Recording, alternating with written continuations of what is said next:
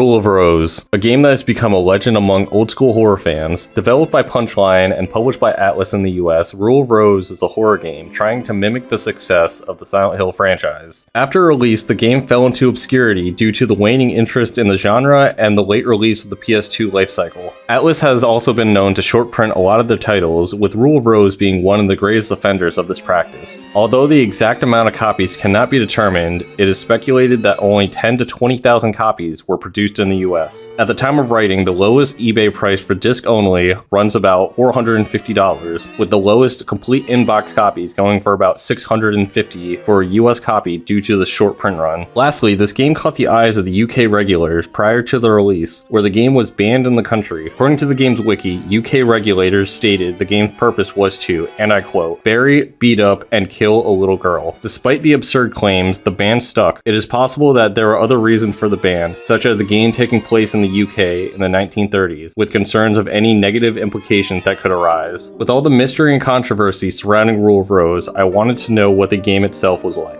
Is it any good? After all, it's the second highest priced PS2 game behind Koan, with next to no chance of a remake or remaster. So after a few years of this game collecting dust on my shelf, I finally decided it was time to experience the strange enigma that is Rule of Rose.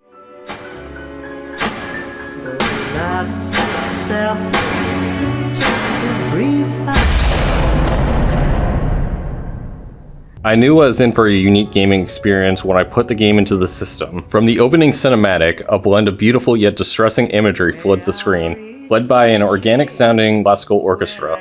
Everything comes together, like a familiar scene you know you've never seen, like a reoccurring dream. The aesthetic of this game feels so unique and perfect for the story that is to be told. From the main menu, the loading screen, the inventory menu, the documents, the style is oozing with personality. While I am speaking pretty highly of the game thus far, I'm going to address the elephant in the room before we get any further. GameSpot's rating of Rule of Rose was a 6 out of 10, stating, "Rule of Rose isn't much fun. You'll wind up spending an inordinate amount of time blindly wandering through identical-looking corridors." Before seeing this review, I came to the same conclusion by the end of my playthrough. It isn't much fun. Understand there is a difference though between fun and having a fulfilling experience. I'm not gonna lie, it did not take long before I started using a spoiler-free walkthrough just so I could get to the next scene. After finishing the game with 13 hours clocked in, more than half of it was walking around aimlessly in mostly empty corridors with few interactable fixtures. And to make matters worse, the loading screens are long, and considering you open up a lot of doors, it ate up a significant amount of time. And even worse than that, the maps are extremely easy to miss, and they don't regularly update like Silent Hill's maps do, the very game that Rule of Rose is trying to emulate. If this game were to ever get a remaster, it should have maps that update regularly like the Silent Hill franchise does, as well as have extremely reduced load times. These two quality of life changes would cut down the playtime of this game from about 13 hours to probably 10. IGN also rated the game poorly, stating, "You see the game's combat system is fundamentally broken. You'll likely want to rip the game out of your drive and stamp it out of existence roughly 2 seconds into your first encounter." While I did find the combat to be rough and unfair at times, it wasn't so punishing that I couldn't win if I played carefully. An example is when I fought 4 enemies and thought I could just swing my way through, but instead I got punished and died. The second time around though was no problem, as I actually took my time with the fight, hitting enemies one at a time, then dodging the attacks and then slowly hitting them again, and chipping away at their health until the fight was over. From that moment on, I was able to get through the rest of my playthrough without a single death, playing with that exact same playstyle. That isn't to say though that I wasn't getting hit by random dumb stuff on occasion. Even so, the game gives you enough health items if you take the time to look for them, allowing you to mostly brute force your way through the game as long as you have some patience. This is done through one of the game's core mechanics. About an hour into the game, you'll find a dog named Brown, who will accompany you for most of the game. Most items in your inventory have a find option. When you click an item and click find, you can have Brown sniff out the item, and when he does, he can find another item or a similar item, sometimes in the form of a health item, weapon, or another key item that progresses through the game. If you choose not to use this function outside of specifically getting through the main story, story, you can probably shave a few hours off your gameplay. But if you're trying to find everything in the game or stock up on health items, you'll be spending quite a bit of time just aimlessly wandering around following Brown sniffing out items. Having Brown both as a character and a game mechanic helps freshen up the gameplay loop. He can sometimes help you out in combat and also plays a main role in the story. And the few times throughout the game where you don't have Brown, you'll find that the game becomes a little more difficult, considering you don't have something that acts as a waypoint that will bring you to the next place that you need to go to progress in the story. Outside of Brown, the Rule of Rose cast of characters is quite vast for a horror game. Our main protagonist is Jennifer, a 19-year-old girl who is wandering around the orphanage, but being treated as if she's a child among the other orphans, both from the children perspective and from the adults. Throughout the game, the story is narrated from a third-party perspective, referring to Jennifer as the unlucky girl. The unlucky status is carried forward throughout the game as she's treated horribly by everyone around her, with the exception of her loyal companion Brown, who we discussed earlier. Scenes of physical and mental abuse are shown throughout our experience, with seemingly no reason for it to be deserved. Jennifer's main abusers are members of the Red Crown aristocrats, made up of a group of female orphans who are described as princesses. The leader of this group, Diana, is ruthless to her subject that she does not favor, which Jennifer finds herself on the other end of throughout most of the game. Although it is easy to see that Diana is a horrible person, we must also remember that she's still a child, and throughout the game we see hints of her own torment. The game's storytelling does a great job being subtle about what's really going on, but we can see that there is an unspeakable abuse happening in plain sight at the orphanage from the adults. This is likely the reason for her behavior towards Jennifer and the other children, as she needs to take control of others to compensate for the lack of control that she's had over herself. Meg is the next child in the hierarchy of the Order of the Red Crown Aristocrats, who carries herself as an intellectual and perfect person. This persona is contrasted by the need for Diana's approval, showing her insecurities. This is likely a side effect of being an orphan at a young age, not having the ability to form a healthy bond from being abandoned. Eleanor is next in line of the hierarchy, described as the ice-cold princess. Regardless of what happens to her, she maintains an emotionless state when most others would be distraught. It is possible that her demeanor is becoming desensitized from her surroundings at the orphanage. Wendy, well, we'll talk about Wendy later. And lastly, the other girl at the butt of the bullying, Amanda. Amanda behaves how I believe a little girl in her situation would act, fake enough just to try and make her abusers like her in order to protect herself from the crowd. One moment she's friendly to Jennifer, then the next she's angry with her, and even punishes Jennifer for the other members' approval. It's hard to feel angry at Amanda when you consider she is a child, outnumbered and bullied with no one to protect her. There are other children such as the Prince of Gluttony, but they are not very significant to the main plot and act as filler characters for the orphan. And this creepy guy for some reason. Truth be told, I only had a very surface level understanding of the greater narrative by the time the credits were rolling, and had to look up what actually happened. Upon learning the finer details, I was blown away at all the little details the game feeds the player with a little context that drives the narrative forward. When reviewing the gameplay footage in preparation for this video, almost every cutscene and document held new meaning to it, something that is intentionally lost on the player experiencing the story blindly. From the fairy tale books to the airship to the monsters, being an adult in a children's orphanage, the acts of bullying and abuse, scarecrows giving you guidance, and the strange surrealness to everything. The time skips, the ambiguous ending, it all starts to make sense after understanding the deeper narrative. From this point forward, we'll be discussing the story, so if you haven't experienced this game yet and want to keep the mystery a surprise, consider this your spoiler warning. March 1930, The Little Princess. The game opens with a narration about Jennifer's past in the form of a fairy tale where we learn of her parents' death. Jennifer wakes up on a bus where a little boy gives her a stack of pages titled The Little Princess before he runs off the bus into the night. We chase after him, and along the way we find a dog collar belonging to Brown. Jennifer finds her way to a mostly empty orphanage where we chase the little boy up the attic. He appears to have a past with Jennifer, calling her a slowpoke as always, before asking to finish reading the book that he gave us earlier. The book is mostly blank, only detailing that a little girl, Jennifer, is sent to a strange house and mention of the aristocrat club who lives by the Rule of Rose.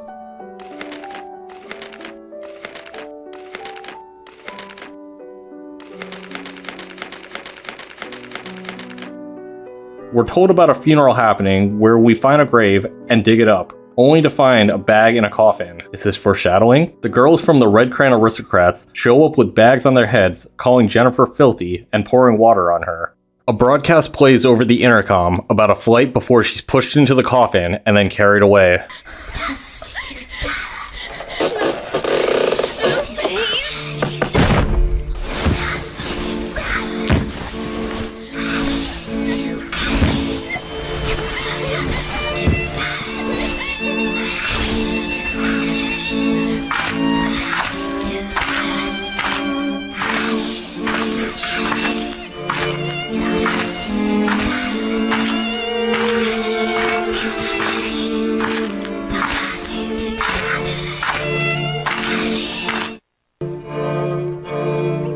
April 1930. The Unlucky Clover.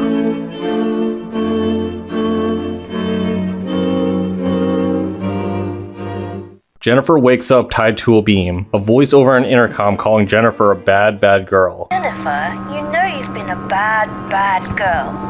And bad girls need to be punished, don't they? Jennifer is told she must bring the aristocrats a gift every month, and failure would mean death. If you don't, I'll kill you. Before being released, the voice lets her know that nothing here is fair, that they are the prince and we must play by their rules.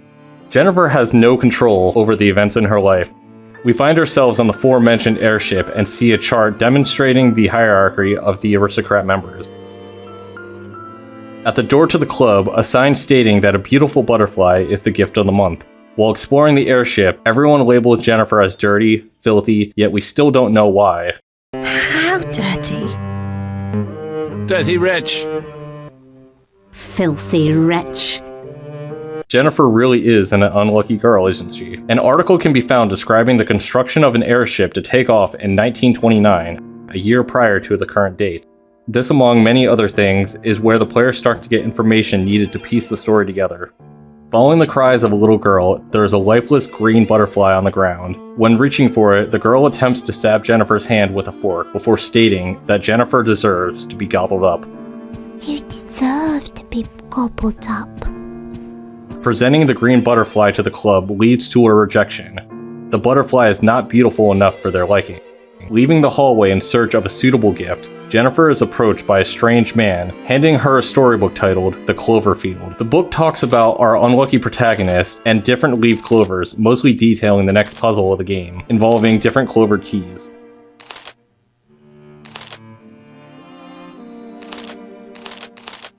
Wandering the airship, Brown is found tied up where we release him.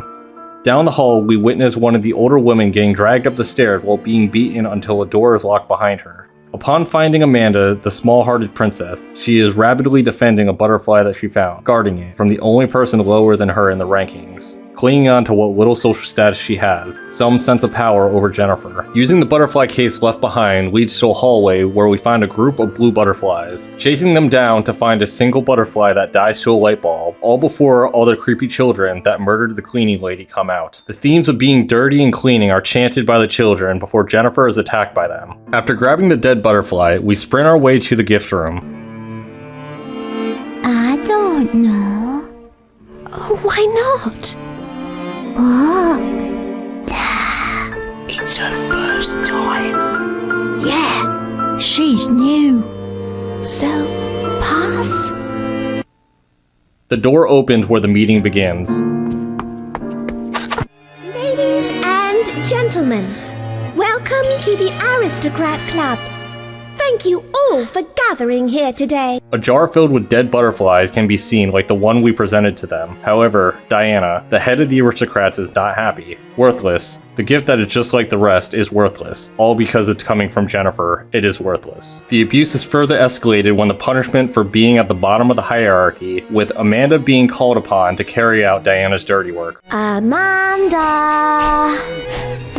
Amanda is being cheered on by her peers to punish us, while she hesitates to push a rat on a stick against Jennifer's face. Amanda! Amanda!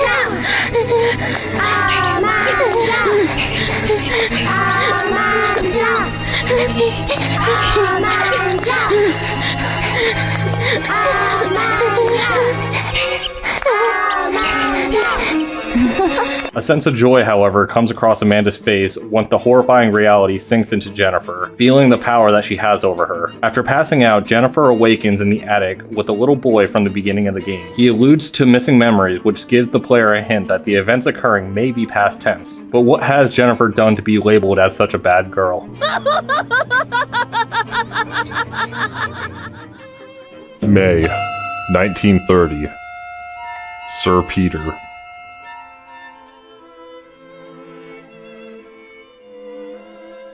Awakening in the filth room yet again, finding an apology letter from Amanda, she asks us to meet on the roof of the airship. On the way there, we see the tearful princess crying about a math equation, scared of the consequences. Mr. Hoffman is really scary when he's mad. We meet Amanda at the top of the airship while the ship is flying? Something just isn't right about this. Amanda saying sorry, claims she was scared, that's why she had to do it. But remember what happened. Amanda didn't look very scared while putting that rat to Jennifer's face.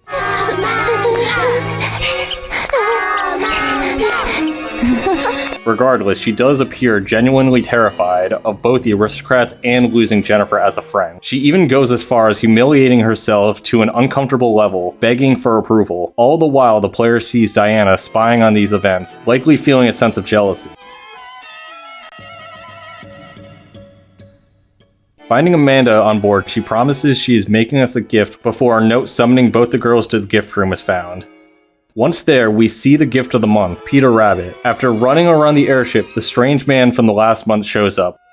He refers to Jennifer as Joshua, saying he has a new story for her before walking away. Peter Rabbit tells a story of a rabbit caged with neglect and then gets kidnapped.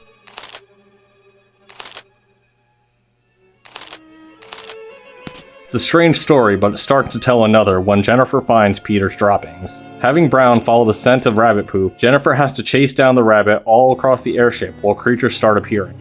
At the end of the trail, a pool of blood is found coming from a bag being beaten. Based on the story of Peter Rabbit, it can be inferred that the rabbit has been killed. Approaching the bag, a distorted version of Mr. Hoffman sees Jennifer inspecting the bag.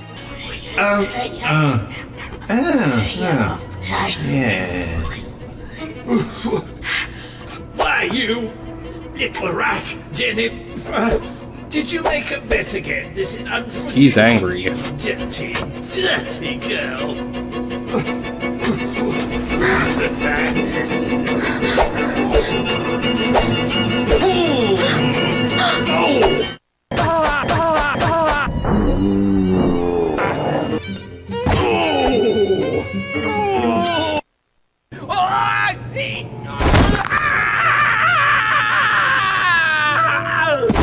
The childlike creatures drag off Hoffman's body after his defeat, giving us the opportunity to recover the brown bloody bag. Bringing the rabbit to the club, Amanda is found eagerly waiting to take credit for finding the rabbit. Except strangely enough, Peter Rabbit jumps from the bag unharmed and into the gift room. Following Peter and Amanda through the doorway, Jennifer finds herself in the woods at night, the aristocrats singing while the bloody bag is raised into the air. A sacrificial ritual is taking place in the woods. But aren't we also flying in an airship in the sky right now? Diana calls Jennifer forward where she is told the Princess of Rose, a doll sitting in a chair, would like to recognize Jennifer's efforts for retrieving Peter. This month deserves special recognition. You managed to find Peter and will be amply rewarded. For this, Jennifer is raised to a higher level, but still lower class, effectively switching places with Amanda in the hierarchy. You are no longer a wretched peon.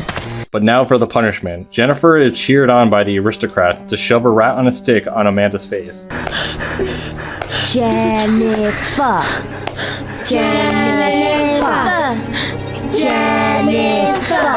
Hesitant to do such a cruel act, Diana forces the punishment through. One major difference, however, to this punishment this month compared to last, is that the rat is now dead and covered in maggots.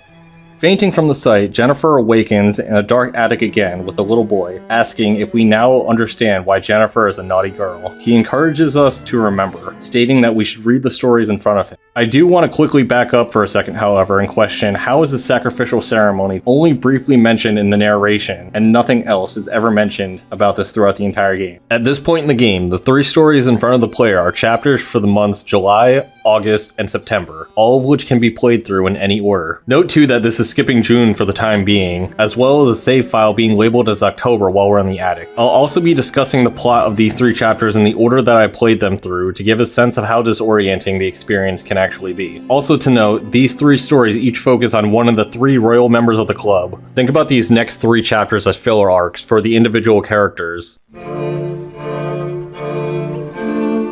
September 1930, The Goat Sisters.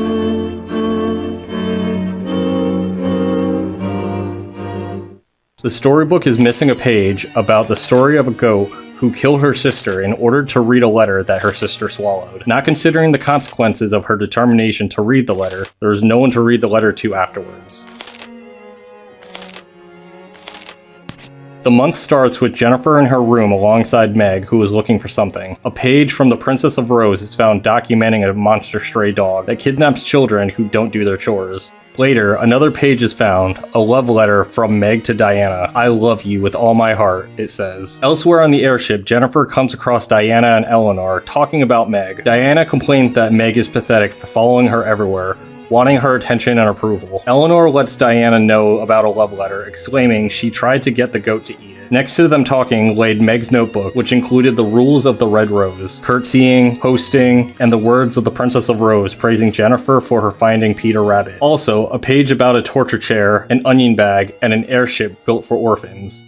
Diana asked us to find the other half of a love letter that Eleanor had and asked us to find the other half for her. Jennifer is led to a room with goat-like monsters,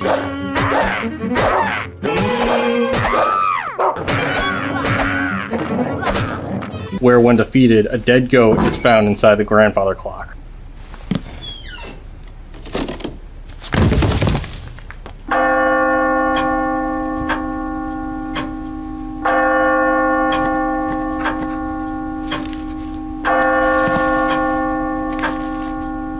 Inside the goat is the other half of the letter. Diana and Eleanor see that we have the complete letter and call over Meg to see us holding her personal message to Diana.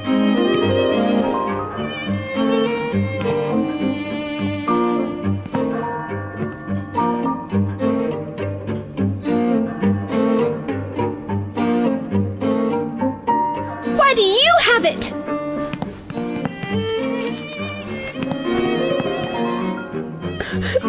How could she do that to me?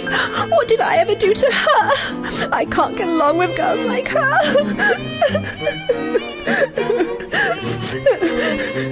It's into the onion bag for her.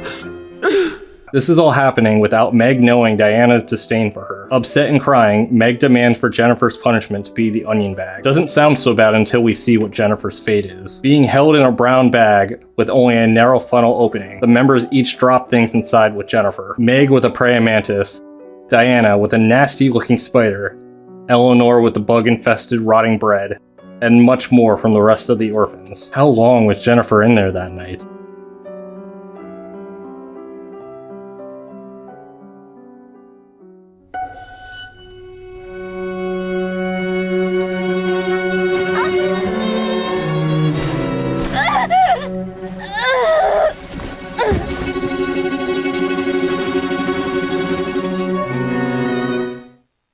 Jennifer wakes up again in her room, finding the missing page to the goat sister story next to a ragged goat doll. Even true love is shredded by conflict. The unlucky girl remembers a promise she made to a dear friend. Jennifer writes the words, "true love," on the whiteboard to never forget her promise. Here we find ourselves back in the attic, ready for the next story. July 1930. The Bird.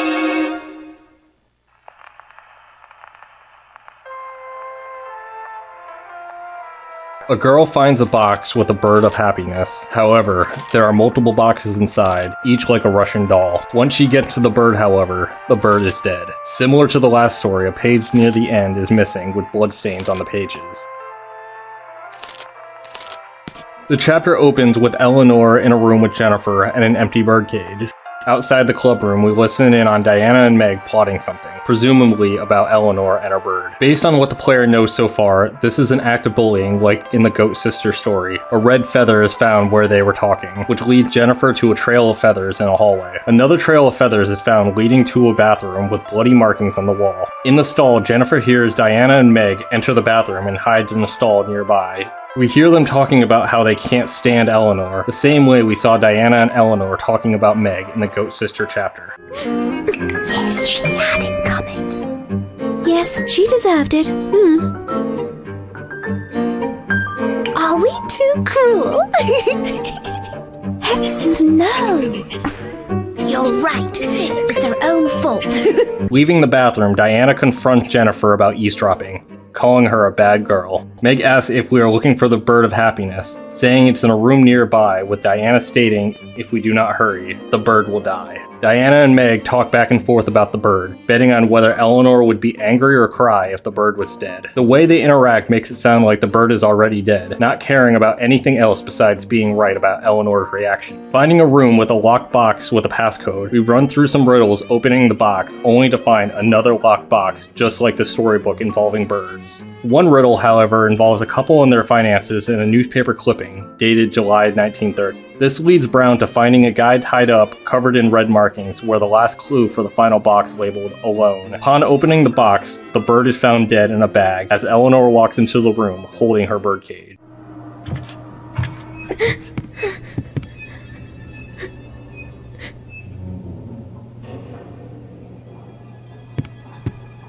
It wasn't me, honest. Diana and Meg can be seen watching from outside the room as Jennifer claims to be innocent. Here, it's likely Jennifer was set up to appear as the bird's murderer. Eleanor tosses the bird into the cage without any expression. We see from the point of view of the birdcage, Eleanor walking up to the attic of the orphanage, even though we're on an airship. The bird is casually tossed into a box on the wall with, once again, no expression. Diana and Meg shrug as if they were both wrong about predicting how Eleanor would react. Emotionless. The continued usage of the cage's point of view can insinuate how Eleanor sees the world around her. One small cage. That is the orphanage to her. Diana, Meg, and Eleanor leave the attic, closing the door on Brown and Jennifer, likely as a punishment. Waking up in a room where we started the chapter in, the last page of the storybook is found. The moral, everlasting happiness, is a joke. This could mean two things in my opinion. One, the death of the bird symbolizes the death of the orphan's parents. Or two, the bird was her only real friend, like Brown is to Jennifer. And now Eleanor has nothing to be happy about anymore. Jennifer remembers another word from a promise, which she writes on the chalkboard saying, everlasting. Waking up in the attic again, the little boy wants us to read the last story. August 1930. The Mermaid Princess. A mermaid falls in love with a human, but he doesn't love her back. The mermaid grew old and died, ugly and alone. No one wants to live a life like that.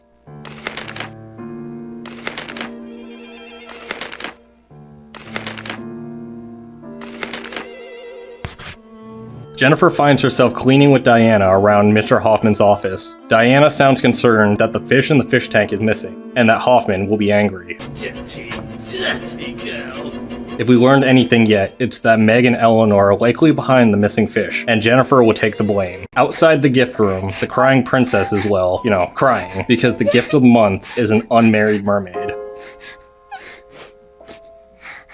After seeing the tearful princess leave, Jennifer finds Meg and Eleanor talking about the mermaid gift. They claim they had to do it, but why is that? Meg then asks Jennifer if she believes in mermaids, claiming Diana might find it before she could. As Meg and Eleanor leave the hallway, we find a fish scale that leads Jennifer to a secluded part of the ship. Down a flight of stairs lays a butcher knife Jennifer can use in combat, but next to it is a fish's head. Quite grotesque. The fish head leads to a pair of doll legs, which leads to the mermaid room. Along the way, we also see Hoffman, with another orphan named Clara, walking off into the darkness. I would like to note that this moment, and the rest of this entire chapter, is actually one of the darkest chapters of this entire story, but we'll discuss that part in more detail near the end of the video. Upon entering the room, Jennifer approaches the bed, but then is locked inside the room where she hears the sound of machinery at work. A pulley system pulls a body out from underneath the sheets, where we have to fight the next boss. At first, I wasn't sure who this person is, but this is actually a representation of Clara, which once again, we'll discuss this scene and this entire chapter later on in this video.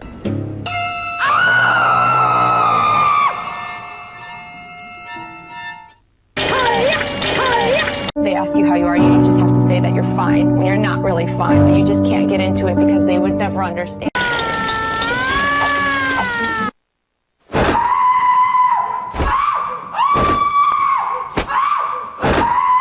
After defeating her, the mermaid screams out, only to fall from the ropes and turn into a knitted mermaid.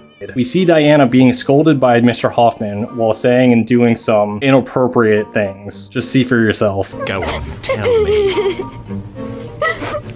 Answer me, Diana.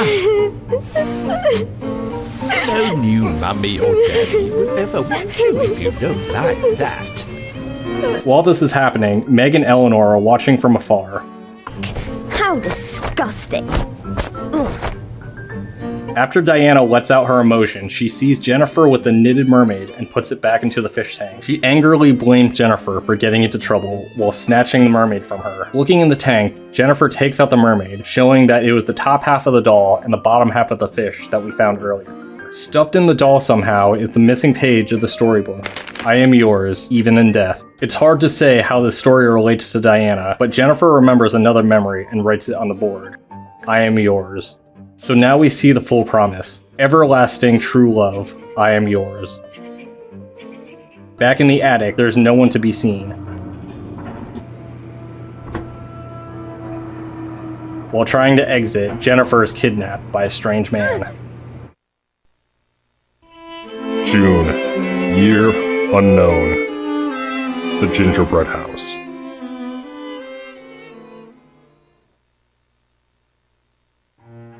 Jennifer finds herself abandoned in a rose garden by the man who took her and wakes up alone without Brown. Walking along the path, Jennifer finds her way to someone's house, Gregory M. Wilson. I haven't mentioned this yet, but the save points are scarecrows that can give Jennifer clues if asked. At this point in the game, the scarecrow's clue says this: you coming here is the result of a trick played on you by your memories. Or is it the mistake of a sad princess who cannot come to terms with tragedy? The meeting of the prince and the princess. That was the cause of it all. Listen to and accept the princess's feelings. That's your only clue. This is very telling about the state of the game as a whole, putting into question if Jennifer is the tearful princess, and if so, what is the timeline being formed? A child's room is found through an open window, noting a state of abandonment with the door in the room locked from the outside. Was this child locked in and ran away through the window? Examining the toys, we see this child liked all things aviation, with a plane, pilots, and of course, an airship. The grand airship gracefully rose into the sky, carrying the dreams of a new era. However, its glory was short-lived and abruptly ended by a tragic accident. She wasn't sure why, but the unlucky girl couldn't take her eyes off the toppling airship.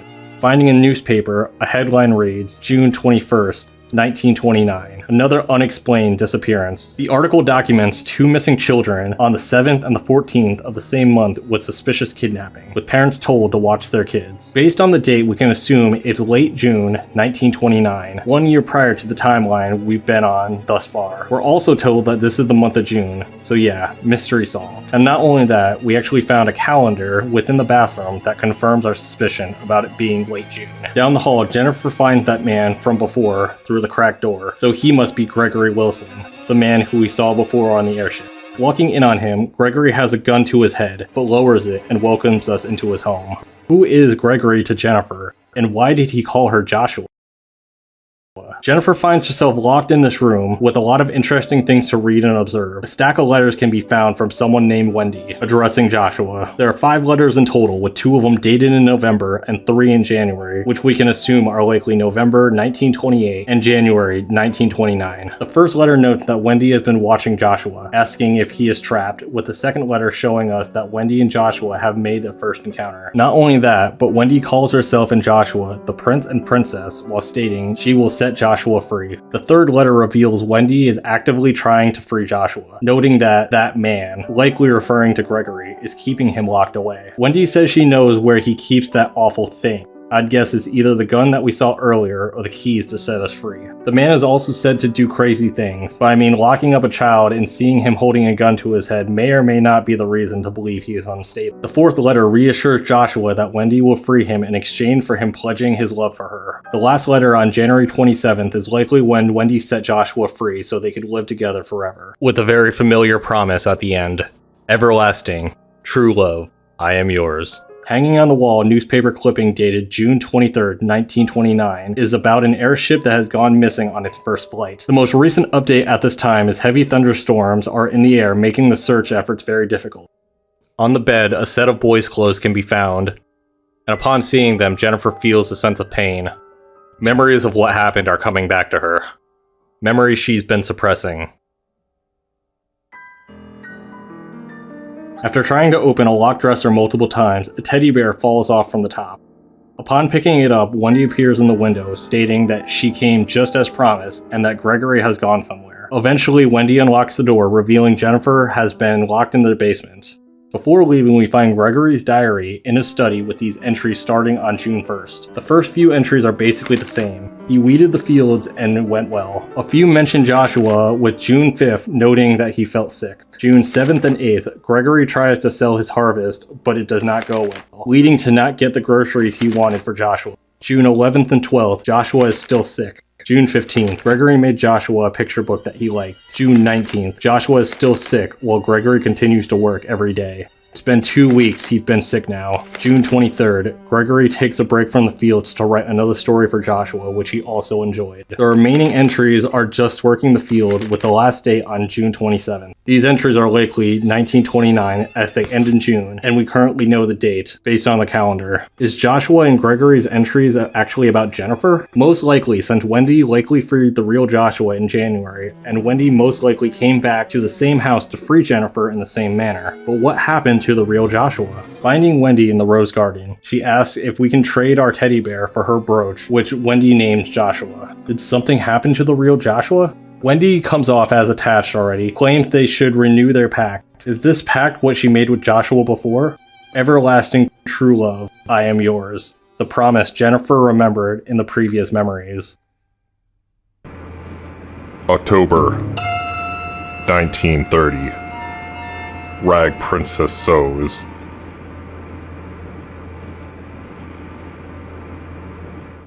Jennifer awakens in the gift room with the boy from earlier telling us to hang around Amanda where we belong. At this point, I'd wager that this kid is Joshua. Leaving the gift room, Jennifer reunites with Brown before seeing the gift of the month. Joshua the bear has gone missing, stating it is an emergency. Whoever finds him will receive a red crayon and can join the Red Crayon Aristocrats. We run into Gregory on the ship again, stating that he has a new story for Joshua. The latest book, Rag Princess. The story looks like a weird version of Cinderella, where the disliked stepsister sews a dress from rags to go to the ball, but the dress ends up smelling horrible. The Rag Princess then makes someone else wear it, and they become friends. Based on the drawing, the Rag Princess is likely Amanda, the friend is Jennifer, and the stepsisters are Diana, Meg, and Eleanor. Amanda is found sewing and accuses Wendy of stealing the teddy bear, noting that she's always sick in bed. Wendy is found in the sick room on the ground, stating Diana and the other girls accused her of taking the bear while we help her back into bed. Diana is sitting by the sewing machine where Amanda was earlier, asking us to help in the search for Joshua the bear, where there's a teddy bear's tail inside of a box. The fact that the teddy bear's tail was nearby where Amanda's sewing supplies were, it's very likely that Amanda was the culprit. While following the scent of the bear's tail, a key protecting Amanda's diary can be found, allowing the player to read her entries. Backtracking to the sewing area, we unlock the glass case to see what Amanda has been writing this entire time. First entry is March 2nd. We see Jennifer has not come to the orphanage yet, but was scheduled to be there soon. March 20th. Amanda is happy that she may no longer be in last place each month, but soon was worried that not much would change even after not being in last. April 18th. Amanda is excited, being able to torment Jennifer with the rat, but quickly changes tone on June 1st, where the roles are reversed. Continuing on, each month is one entry saying, I hate her, over and over. Then she remembers to sew the rags. Getting to a few entries in the current month of October, Amanda continues to become more and more unhinged, wishing misfortunes on everyone. Sketches on the last few pages resemble something similar to the storybook from the rest of the game so far. Chasing after Amanda, we see her on the lift where the power is cut off. Stumbling around in the dark, Jennifer gets the power back on and goes to the top of the airship to find Amanda. Climbing to the top of the ladder, however, Jennifer finds herself climbing out of a hole into a field. Amanda can be seen beating something in a distance with a stick. Upon seeing Jennifer, she tries to act normal, but comes off looking even more crazy. Much like her diary entries, her mood flips back and forth before giving Jennifer Joshua the bear angrily, saying, take this and become Miss Popular again. Fine, really. I'm not upset at all.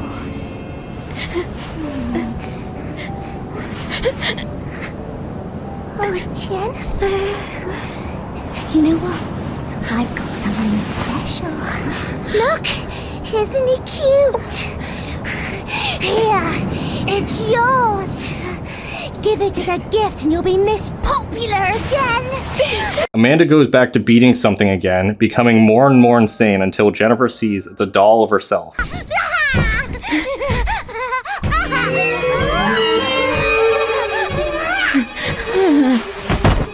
Passing out again like Jennifer does, we see someone take the bear while she is still unconscious. It's possible that Jennifer seeing a doll of herself being beaten with a stick. It's possible that Amanda actually physically assaulted Jennifer by beating her. Getting off the lift, the boy, who is likely Joshua, is seen running away while we chase him down, with him stating that he has the bear. Following the bear tail again, Jennifer finds the bear outside of the gift room. Dropping off the bear into the gift box, Jennifer gets pulled into the room where the monthly meeting began.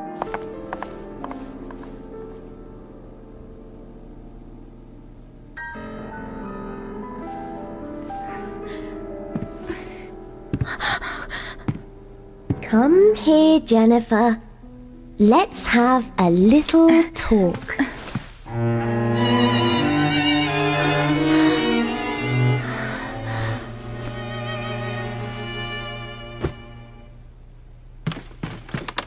Amanda is quick to throw her under the bus, telling Diana that Jennifer stole the bear. However, Diana doesn't buy it. She congratulates Jennifer by rewarding her with a red crayon, signifying the acceptance into the Red Crayon Aristocrats. Ladies and gentlemen, welcome to the Aristocrat Club. A word from the princess. Jennifer has brought a wonderful gift to the Aristocrat Club. Now you can have your very own red crayon. Hats off to you. Hats off to you. Hats off to you. Hats off to you.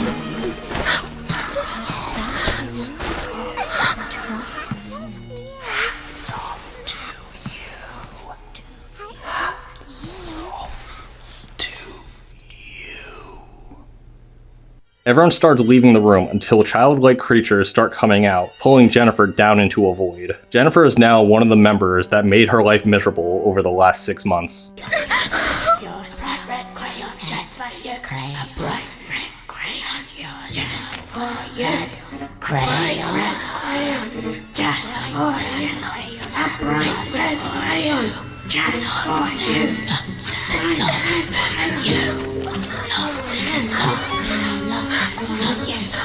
Lots and lots and lots for you.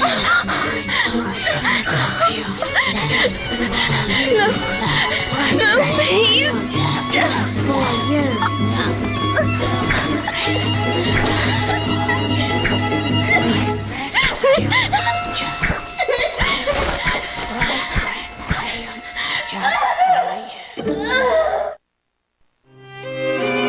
November 1930. The funeral.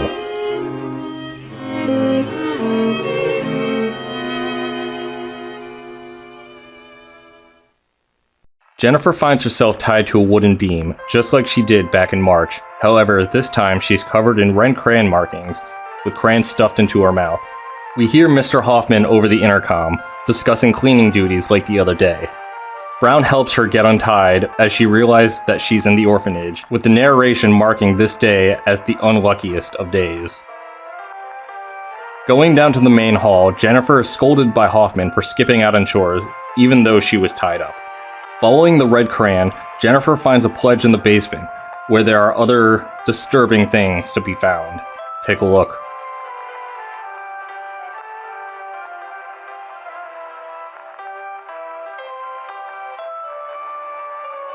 Jennifer walks throughout the orphanage with crumpled notes being thrown at her from the others off screen, with comments calling her a thief, telling her to die, and other stuff mean kids would say to one another. Even with the aristocrats accepting Jennifer last month, everyone seems to dislike her more than ever now. Entering the sickbay, we see Claire cleaning while ignoring Jennifer. Before leaving the room, however, Hoffman asks Claire to see her in his office, where she looks quite uncomfortable as he puts his arm around her like a creep. Looking through the keyhole, she is cleaning. However, the initial sight looks a bit suspicious. It is possible the creators were implying that something else inappropriate has happened without showing it, but just like the scene in August that we're going to refer back to later, there is a deeper meaning behind this. One note tells Jennifer to go to the hallway, where someone else pushes her down the stairs. Just because. Upon finding one last note, Hoffman announces that it's time for bed as the sun sets. Boys and girls, cleaning time is over. Waste paper should go in the rubbish bin, and washing should go into the filth room. Are the rooms all spick and span? Are the halls all sparkling clean? It's almost time for bed. Diana, Eleanor, Xavier, Meg, Susan, Nicola, Thomas, Clara, Olivia. Be thankful for this wonderful day, and let us pray for an even better day tomorrow. Get ready for bed, and may you have a good night's rest.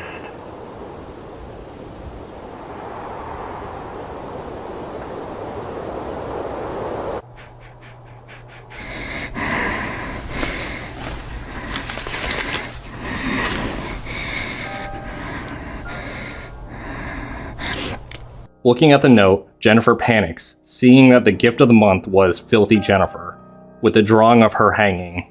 Flyers of the monthly gift are now seen posted all around the walls.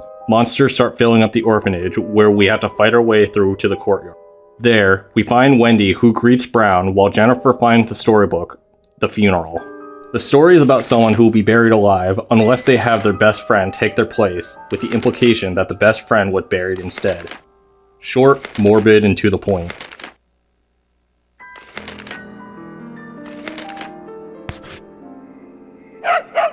Brown's barks start to fade while we read the story, as well as the monster disappearing. Something just isn't right here, as Brown and Wendy are now gone. Following the sounds of whimpering, Jennifer finds Brown in the attic, or so she thought. A door with the monthly gift posted on it is found, but instead of Filthy Jennifer, it now says Filthy Brown. Up until this point, we've seen what these kids do to animals, the butterflies, the fish, Eleanor's bird, Peter Rabbit. Opening the door, all the aristocrats are there, as well as Wendy, who is sitting above everyone else as the leader of the group.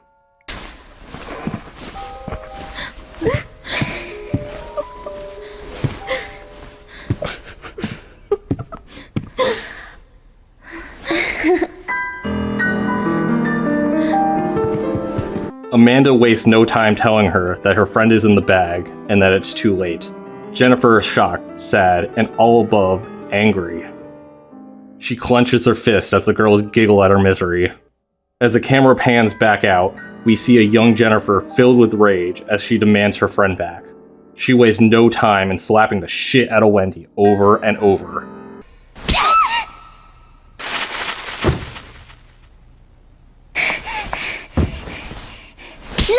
Go away! Just go away!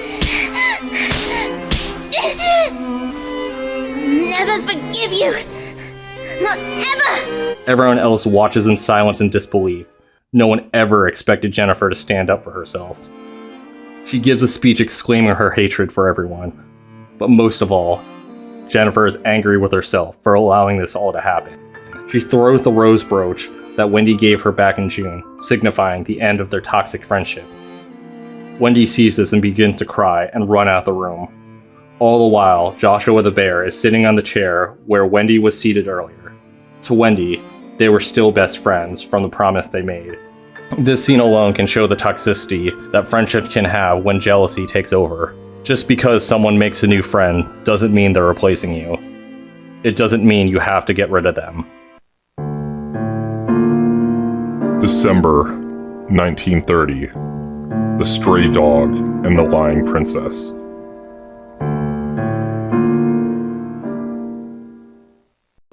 Gregory is seen at the entrance of the orphanage.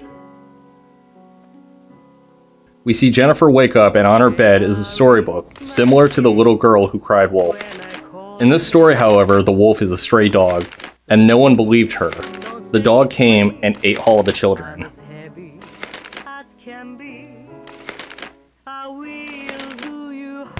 The Scarecrow tells her that she has conquered falsehood, but not uncovered the truth, that her friend has committed deeper transgressions, and that it cannot be stopped. Downstairs, the children appear to be remorseful, even calling Jennifer their new princess, as well as apologizing for their actions. This is the first time we ever see the other children thinking about someone other than themselves. It's likely that seeing Jennifer finally stand up to herself made the other children realize the errors of their ways. The meeting is cut short as one of the children says that Wendy is coming while the others look outside. A chalkboard nearby reads, "Stray Dog Legend." That is just Wendy's lie, with some drawings X'd out.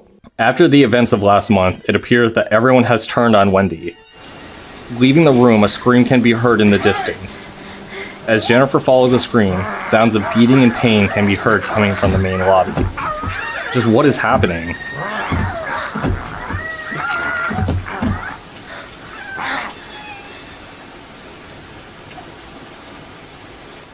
The front door is open, with Wendy dressed like Joshua, and a mutated-looking Gregory on a leash.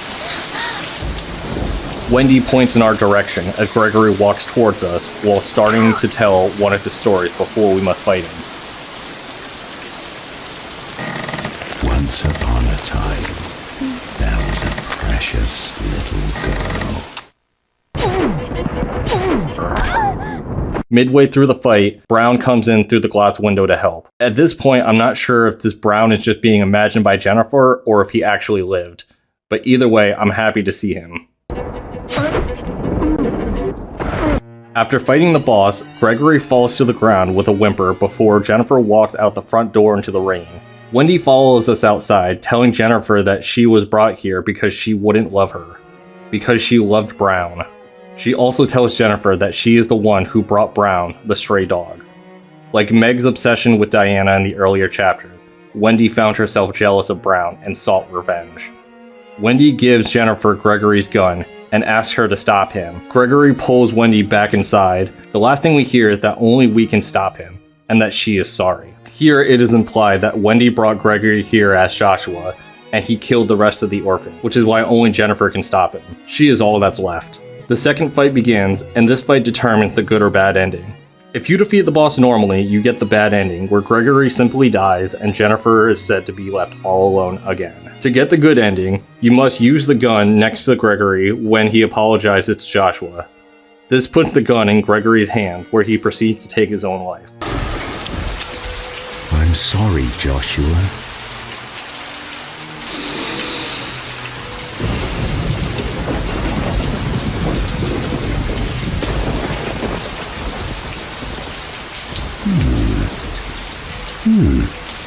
Yes.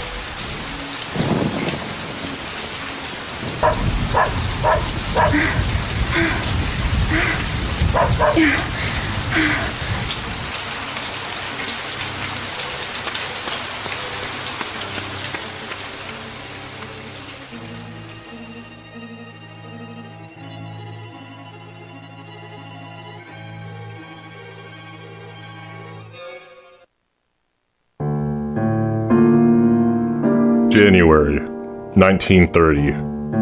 Once upon a time.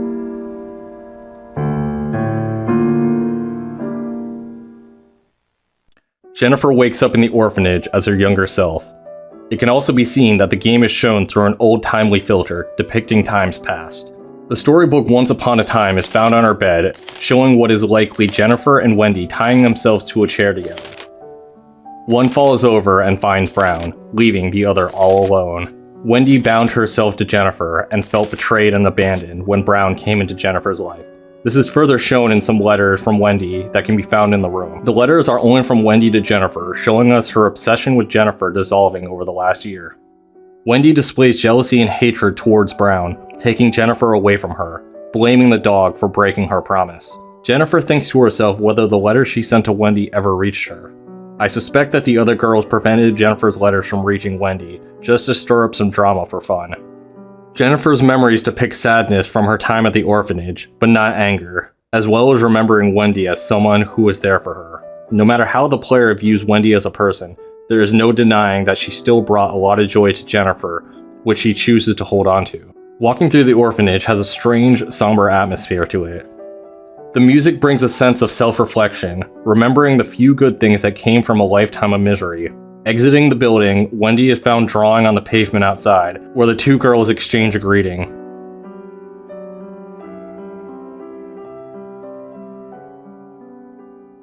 As Jennifer walks out the front gates, Wendy comes to the gates, sad and alone. Down the road, the sound of Brown whimpering can be heard coming from the shed where we found his collar initially. After seeing Brown, Jennifer writes a new promise on the chalkboard by the Scarecrow saying, "My dear friend, I never want to lose you again.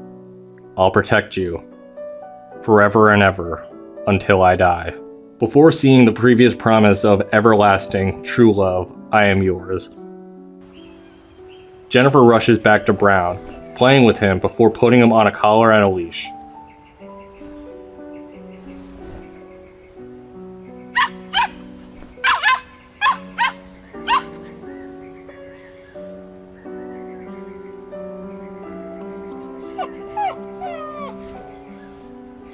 As Jennifer leaves the shed, Brown tries to follow, but is restrained by the leash as Jennifer smiles back at him before closing the door and locking it.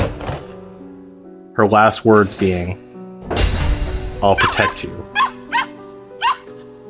Forever and ever. Until I die."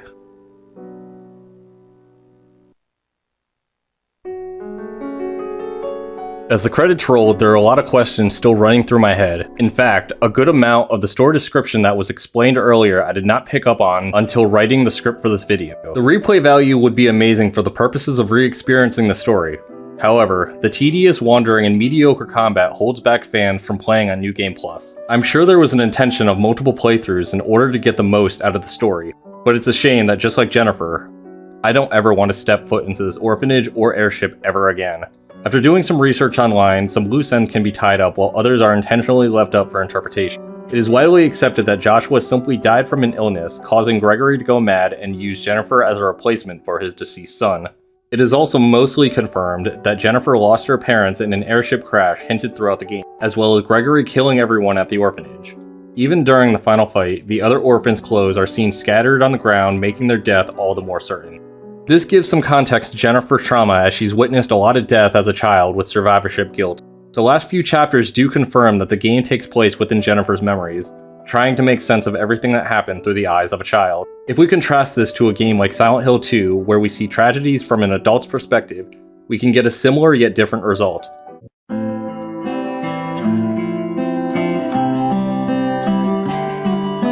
got a letter. The name on the envelope said, Mary. My wife's name. It's ridiculous. Couldn't possibly be true. That's what I keep telling myself. A dead person can't write a letter. Mary died of that damn disease 3 years ago. So then, why am I looking for her?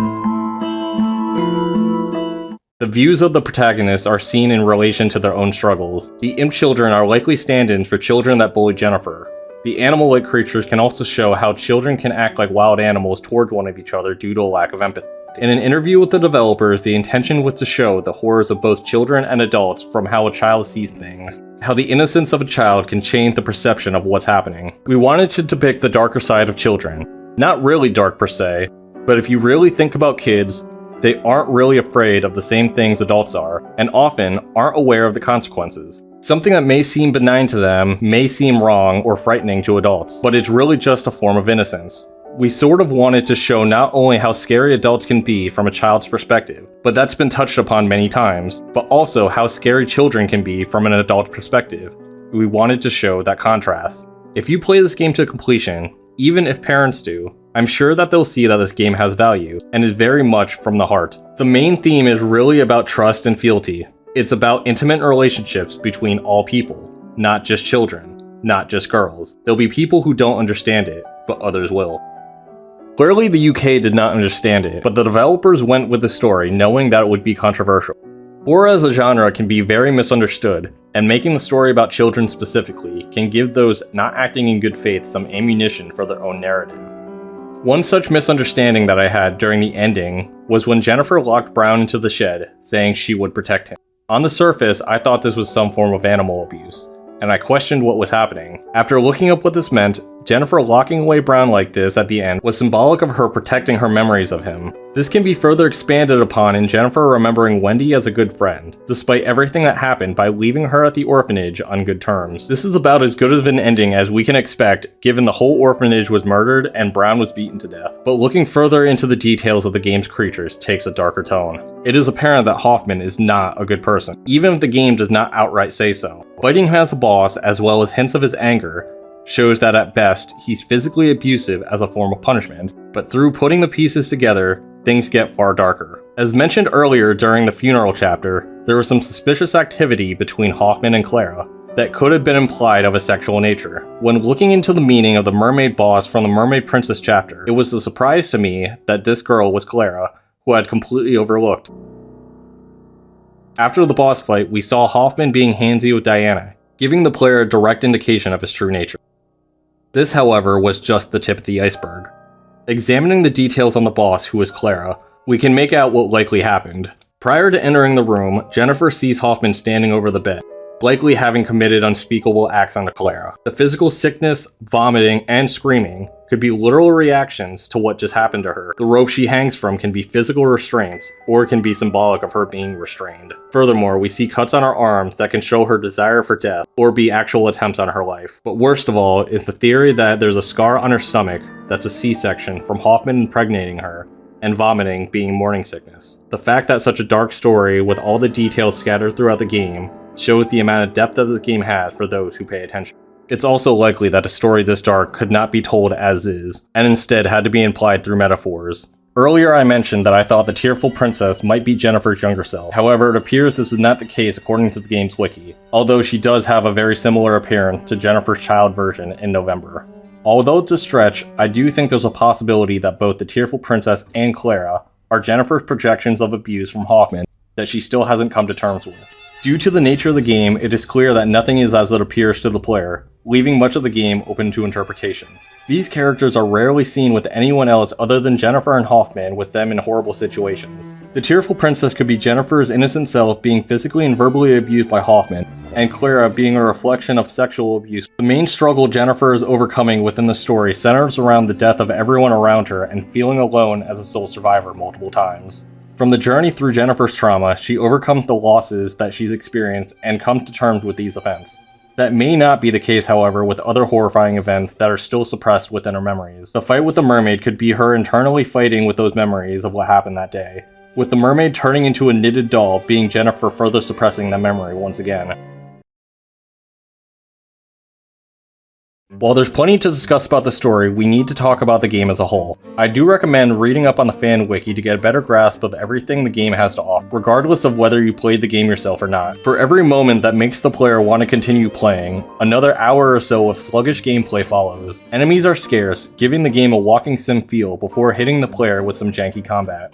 Jennifer can swing her weapons with a 3-hit combo, with the last swing being a power swing that has a long recovery time. The power hit can knock enemies down, but most of the time, it's better to swing once, run, circle around the enemy, swing again, rinse and repeat. This, however, can be challenging when there are multiple enemies, making the best course of action running away whenever possible.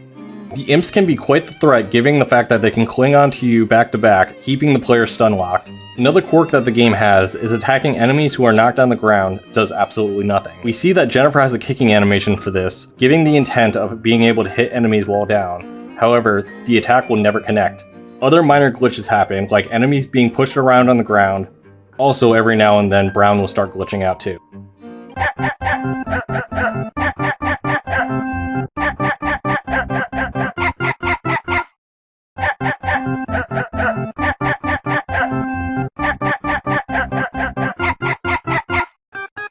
The inventory system is quite forgiving compared to other titles like Resident Evil, allowing the player to hold up 12 items at a time. If the player needs to make extra space, they can drop an item at any time and retrieve it later in the waste bin found near every save point. Had the devs made the player physically go back to storage to put items away, the game would have likely tacked on an additional 1 to 2 hours of meaningless backtracking and loading screens. There's a surprising amount of weapons that the game gives the players, far more than most horror games go in terms of melee weapons. Multiple knives, pipes, shovels, axes, and a good amount of these can easily be missed. Speaking of weapons, I was initially surprised to see that I went through the entire game without ever getting a gun, even though the art on the box and opening scenes clearly show Jennifer with a revolver. Upon looking into it, you can unlock a gun after finding 4 perfumes, each named after the 4 seasons, which can get a key to a secret room. Unfortunately, I only found 2 of these in my playthrough. But this is fine, however, considering the wiki states that the gun is extremely weak, with only about 20 bullets that can be found throughout one playthrough. Another secret weapon can be found called the Rusty Sword if you find 5 different knives that can be dropped by specific enemies. Sadly, because I ran through most of the enemies that I didn't have to fight, I didn't find any of these during my playthrough either. But just like the gun, this doesn't really matter too much considering there's such little combat throughout the entire game. Had this been a more fleshed out game, the inclusions of these secrets would have gone a long way, but unfortunately, it's a wasted effort in my opinion. I don't mind exploring and finding hidden items, but when the vast majority of the game is mandatory walking, the player will naturally be disincentivized to explore beyond what's required. There are 4 boss fights in total, some easy if you're patient, and others are just flat out infuriating. The first boss is a distorted version of Mr. Hoffman from the Peter Rabbit chapter, who is by far the most difficult.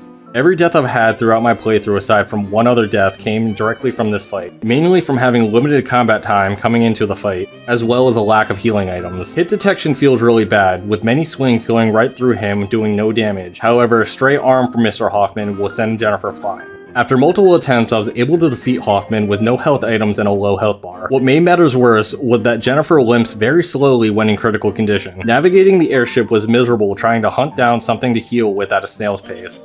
September and August both had boss fights of varying difficulty, being the goats and the mermaid. The goats were fairly easy, with the only difficulty coming from the fact that there's 2 of them. You can easily get off a 3-hit combo which will knock them to the ground, but this will leave you open to attack from the other goat. Once the fight becomes a one-on-one, however, this is no longer an issue, making the rest of the fight a straight beatdown. The mermaid fight played the best out of all the bosses, due to the better hitboxes than Hoffman, as well as more of a challenge than the goats. Her attacks are predictable enough to dodge with small windows to get a swing in before she can retaliate. Overall, the fight felt pretty fair difficulty-wise relative to the rest of the game. Note the part where I say relative though. If a player with no experience with Rule of Rose were asked to fight the mermaid, they would likely be extremely frustrated, even if they were a horror game veteran. Even playing cautiously, the mermaid would occasionally hit us in ways that felt a bit janky. But an overabundance of health items makes this more of an inconvenience than a real threat. Thanks, White Chocolate. The final boss, Gregory, was extremely underwhelming. His moves were pretty easy to telegraph and goes down fast, with the fight only taking 3 minutes versus the 6 minutes that it took me to take down the mermaid. Just circle behind, chop once, run away, repeat. The second stage of the final fight isn't really much of a fight if you're going for the good ending, so there's not much really to say about it. Overall, the boss fights are a mixed bag, with difficulties mainly coming from the amount of healing items you poured. Reflecting on my experience playing Rule of Rose, I can say that I'm glad I played it, and I'm also glad that I'm done playing. Would I recommend this game to others? Well, that depends, but probably no. If you're a die-hard, old-school horror fan, then I would say yes, with the caveat that you should not spend hundreds of dollars on the secondary market like I did. I enjoy owning this game physically as a piece of gaming history, and not much for the game itself. If you have the ability to play this game for free, then give it a try, and if not, watch a playthrough.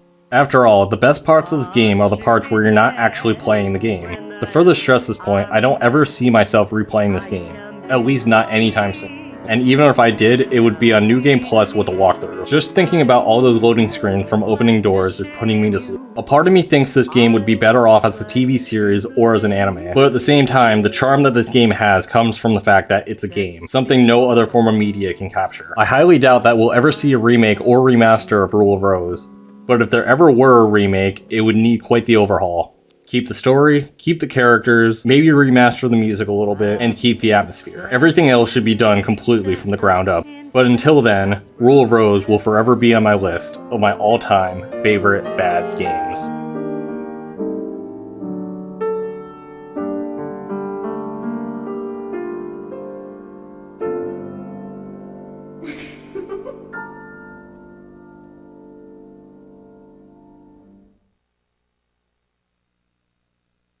Thank you all for watching. This video's taken a lot more time and effort than I imagined. This is the first long-form video game piece of content I've ever made. And honestly, this is what I've wanted to do with YouTube for a very long time. And I'm hoping that this is the first of many videos moving forward. So if you made it this far, please hit the like button and subscribe. I hope to have many other long-form videos coming out in the near future. And once again, thank you. My name's been Fake Alias, and I'll see you next time.